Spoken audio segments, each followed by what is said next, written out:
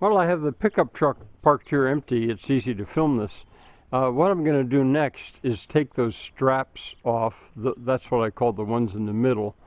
And the strut stops on the outside left and then the right. I'm going to take them off. And anything that's loose, and I think it's also time that I'm just going to drop all of those struts. Remember, being struts, they're not fastened, they're only there to hold weight. And I'll put them on the truck. So that's kind of the plan for today. It may seem ambitious, but I actually think it should go pretty easy. I better film a detail of this. This is a long carriage bolt, and it is basically, this piece is hanging on it. And why it's 3 thick has to do with what's going across there. I don't know if I want to take the time to explain it now. And then this piece here has to do with the stop for that strut.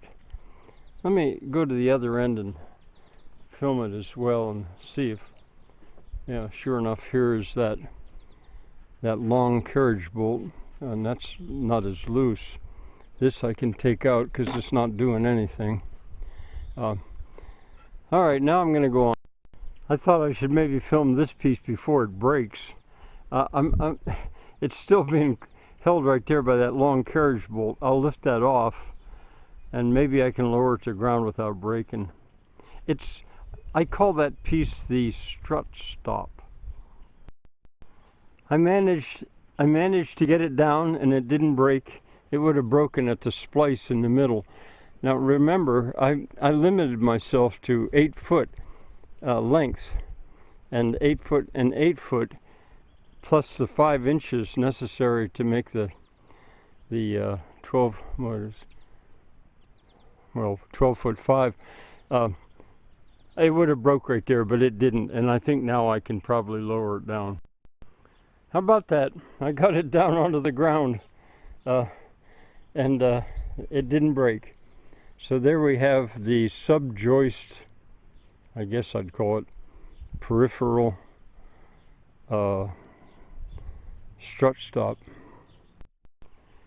What I've done is I've taken the nuts and the washers off the lower side of these well, this is a screw, but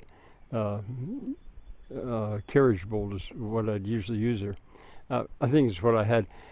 And I'm now going to take these out because they're nothing but spacers, and there's one on the other side. And anything else that isn't actually nailed is either a strut or a spacer. I'll clean them out of my way. Now I'm ready to see if I can be so lucky as to get this subjoist strut stop off without breaking it. I'll be gentle. This one did finally break when it dropped on this side and stayed up on the other side, but that's okay. I mean, it broke where I'd expect at the splice. Hard to explain exactly why that was, but it was awkward because it's up against the other faux cut, stubby faux cut, which I was at the time experimenting with, seeing could I make 2 of them level, which I could if I hadn't made a mistake with the rafters. Now what? Well, you know, these 2 inner subjoist straps, I think I call them, among other names, one's already broken, so I'll go for that one next. And the struts that's part of their job, they are not balanced anymore. So that strut, I'll take it out, and well, I guess that's the only one. These are still balanced. This one has already fallen. So this is the piece I'm going after next. Well, that broken strap is locked in right here by that long screw. And so maybe what I should do instead is now take this stop off and the same thing over there, because I'll run into the same situation. So I might as well drop that as a single piece. I think I can do that.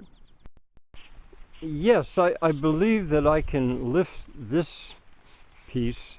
I don't even know what to call it. I think I can lift it off and pull it toward me.